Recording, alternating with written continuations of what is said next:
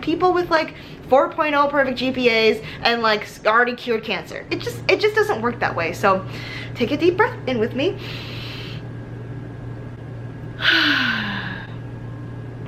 That felt nice.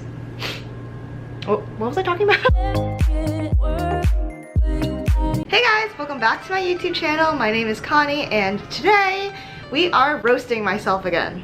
I made a previous video a couple weeks ago doing a dramatic reading of my crusty little dental school application personal statement. I'll link it down below. I basically just shared with you guys like my top tips for what to do on the personal statement and what not to do. And today we're here to discuss the biggest mistakes that I made on my dental school application and just things that no one told me. How did no one tell me this? Did no one? So fear not, you don't have to follow in my footsteps. Here are my best 7 super specific tips for the dental school application. I'm honestly just trying to spill out as much information as I can to you guys because I'm a second-year dental student. I'm about to, you know, start clinic. That's when the pre-dental memories start to get a little hazy, start to get a little foggy, you know. That's how it works, right? Like once you start clinic, you just like forget everything about pre-dental life. I don't know.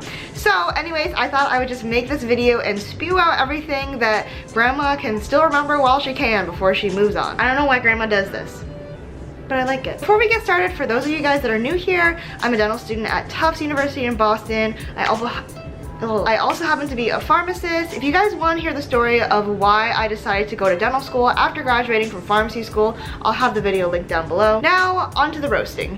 Okay, now this tip kind of depends on when you're watching this video, but tip number 1 that no one told me and I had to learn the hard way. You can start working on school-specific supplemental essays as soon as the soft opening. So let me just explain this a little bit more.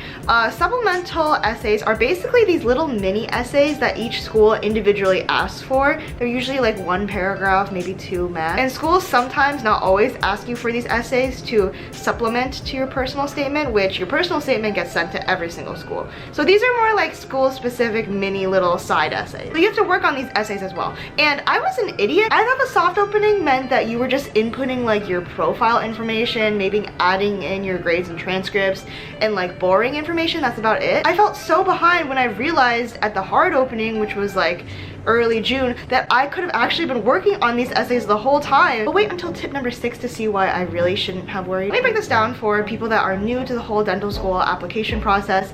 So basically there are 2 opening dates. This is 4. I always do this in videos. Basically we have the soft opening, which happens usually in the middle of May. This is where the portal or website that you use to submit your applications actually opens up. So that means that you can start entering your information, like your profile information, entering in your grades. That's all the stuff that I knew. But what I didn't realize was that you could actually take a glimpse at what the prompts for the supplemental essays are. Now these supplemental essays you can't necessarily submit. No. You can't necessarily submit these supplemental essays. You can't submit your application. You can't submit anything until the hard opening, which happens the first week of June. In June, that's where you like legitimately send it out. But do you see what I mean? Like when the portal opens in May, you still have access to seeing what the prompts are, which means that you can at least start working on these essays on like a separate Google Doc or Word doc or whatever, and that way when the hard opening starts, then you can just submit them right away. You'll have them ready to go. And it wasn't until a couple days before that then I realized like, huh, these look like essays that I could have been working on. This is my like scrolling motion. I don't know. Pretend this is a mouse. Back to what I wish that I knew before. Get to work on these because these are super important for 2 reasons. A, these prompts are really important to provide extra information about, you know, yourself and give more life to your profile. But B, these are actually also really helpful prompts for preparing you for interviews because a lot of these questions are often like, why do you want to come to XYZ specific school? Or what do you plan on becoming involved in if you were accepted to this school? Tip number 2 that I didn't know and had to learn the hard way, send in your transcripts ASAP Rocky. Is this reference even still relevant? Like I used to say that in college, but I don't know if anyone out there will. People still know who ASAP Rocky is, right? Because it takes 4 to 6 weeks for schools to get them. Even if you do it digitally for some reason, it takes 4 to 6 weeks for schools to actually verify that they got them.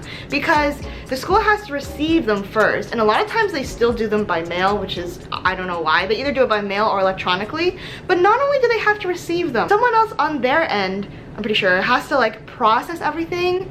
I'm pretty sure they have like a sloth working for them, entering in every single transcript grade one by one. I think they just deal with a lot of paperwork. I'm sorry, that was mean to call them a sloth. Unless there really is a sloth working for them. In which case, I don't think being called a sloth is offensive. I think sloths are a great animal. Where was I? Schools don't officially get these transcripts until they've received them and processed them. And basically, your application is not fully sent in or not complete until they get these transcripts. So it's gonna be super tedious if you rush to finish, you know, all of your application material for the hard open, and then you realize, I have to sit around a couple weeks waiting for a sloth somewhere to input these transcripts. So you see what I'm saying? It takes a long time for everything to be processed. So to make you feel better and to help the process along, send in your transcripts early. Tip number 3, another thing that I didn't realize until I was into the thick of it, you actually have to enter in your grades multiple times.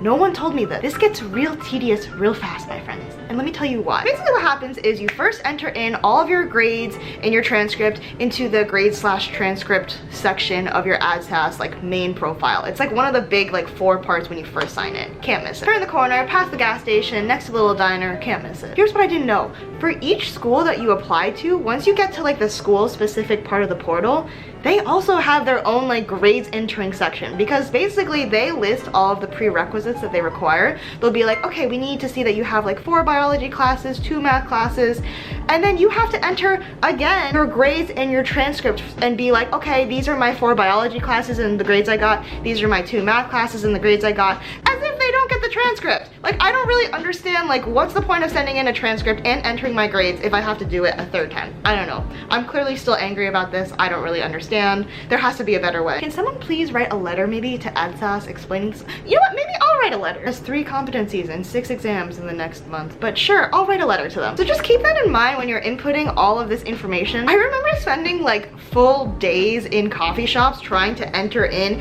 each grade for each school and like all my transcript stuff. Like, it took a long time. I think because the more grades that you enter in, the slower the application gets, so then it takes longer to upload each thing. Maybe that's what happens to the poor sloths that are working in admissions. Okay, I'm starting to understand now. Tip number 4 that no one told me.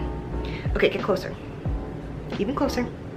Closer. Don't sweat the small details. I know that's like the most cliche tip ever, but let me explain why. Looking back, I spent so much energy double checking, triple checking, quadruple checking every single little detail of my application. Like, I was super worried that some of my like pharmacy school grades wouldn't count for the prereqs, or I was worried that I would like enter in the class like letters wrong or the class numbers wrong. If it was like Econ 100, I was like, what if I put 101? Like, that kept me up at night. Or even if I like added up every little individual hour of shadowing correctly, I acted like one little mistake and they would completely scrap my entire application. While details are important and I am saying to be diligent, what I'm also saying is I should have spent less time worrying if every little detail was perfect and agonizing, when I really should have just acted and got it done. I think what it really was, and what you might find too once you start working on this application, is just that I was sitting around almost crippled by my anxiety about feeling like this application had to be perfect. So much so that it actually prevented me from getting the actual job done. Action is always better than perfection, at least when you're starting out. It makes sense though why we feel this anxiety, because I mean, this application is like the culmination documentation of all of the like years and years of hard work we've been putting in, right? It documents like the grades that you've been working so hard for. Every single little minute of studying went into this. It documents like all of the hours of shadowing and volunteer work and waking up at like 6 a.m. to help Habitat for Humanity build a house. I totally get why we stress so much about this. Like, it's a big deal. Just get everything down there on, you know, the laptop, get all of your work done early, then refine after you've already put in the work. But don't let the anxiety and fear of and pressure of having to make this perfect cripple you from making the first mark. This isn't just a tip for dental school applications. This is also something that I've realized is imperative to dental school, and something that's really changed about me since starting dental school. Because when it comes to lab projects and competencies in dental school, there will be projects or competencies where you're so scared to like make the first little mark, to do the first little drill or whatever, to drill the first little thing or whatever. And what you learn is you just have to buckle up and get through it, because the only way that you'll learn to be better is just by doing.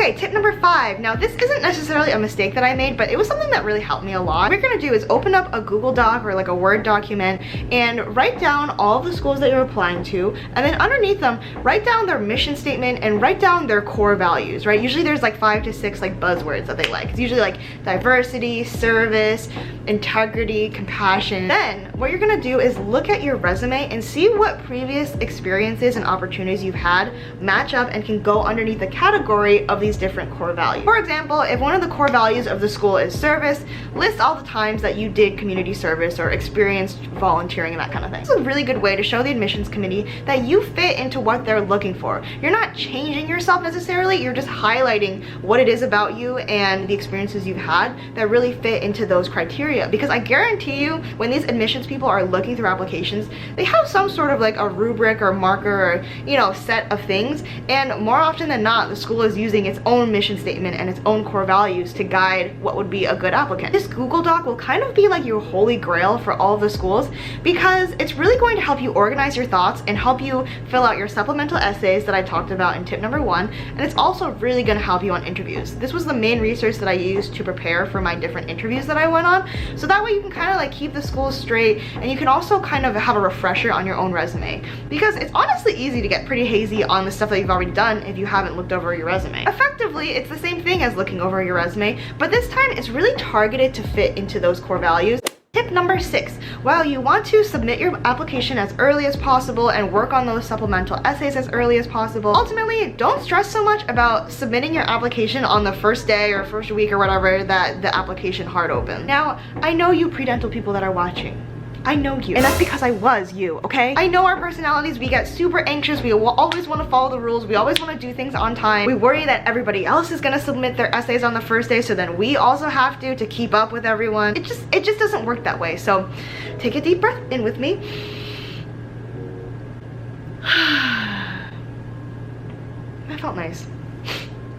Oh, what was I talking about? Advisors I have spoken to have basically said early is just within the first month even that the ads has opened. I submitted mine, I think, exactly 2 to 2.5 weeks after the hard opening. So just don't feel like with each passing day that your chances of getting into dental school are getting slimmer and slimmer. Basically, just don't catastrophize like that. Just put in the work, make sure it's really, really good and ready to go before you submit it, because that's the thing. Once you submit it, it's out of your hands forever, and then it's just one long waiting game. So long. Last but not least, tip number 7 that I wish someone had told me: just don't lurk so much on SDN. Again, like I said, I know you guys because I was you. For those of you guys that don't know, maybe I shouldn't tell you about this, but basically SDN is studentdoctornetwork.com. It's this forum where dental students and medical students and, you know, dentists and doctors ask each other for advice when it comes to things like how to study for boards, how to study for exams like the DAT. You guys probably know what it is. It's just like an advice forum. Sometimes it's really helpful, I will give it that. But sometimes it's just this wasteland of like chance me applications from people with like 4.0 perfect GPAs and like already cured cancer. It can basically just be a place for people to flex or for people to troll other people. So since I did use it, I can say that I did think it was helpful, but I can also think it's incredibly toxic, and here's why. It's pretty unregulated. You don't know who you're getting your advice from, so it could easily be this like disgruntled, burnt out dentist that thinks it's fun to troll little pre-dental students. Or again, like I said, it could be that 4.0 person just trying to stroke their GPA and make themselves feel better while, you know, making other people feel bad about themselves in the process. So how it was helpful for me was it did give me like a starting point for finding resources to study for the DAT, but that's because like this whole dental YouTube Instagram thing wasn't a thing back in my day. Putting on my grandma pants again. No, but really, like back in my day, I didn't have these resources of students, trustworthy students by the way, telling you what resources to use and giving you YouTube guides. By the way, I have all those videos linked down below. So yeah,